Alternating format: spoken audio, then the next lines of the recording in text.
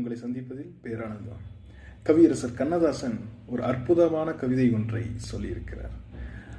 அதை நாம் பார்க்கலாம். ஆண்டவன் ஒரு நாள் கடை விரித்தான், அதில் ஆயிரம் ஆயிரம் பொருள் குவித்தான். அவரவர் நிலைக்கு விலையைச் சொன்னான், அவரவர் தேவைக்கு வாங்கச் சொன்னான். பெண்களோ அழகை வாங்க வந்தார், ஆண்களோ ஆசையை வாங்க வந்தார். தலைவர்கள் புகழை வாங்கிக் கொண்டார், புலவர்கள் பொய்யை வாங்கிக் கொண்டார். குருடர்கள் பார்த்திட விழி கேட்டார், ஊமைகள் பேசிட மொழி கேட்டார். உறவினர் மாண்டவர் உயிர் கேட்டார், ஒரு சிலர் மேலுக்கும் விலை கேட்டார்.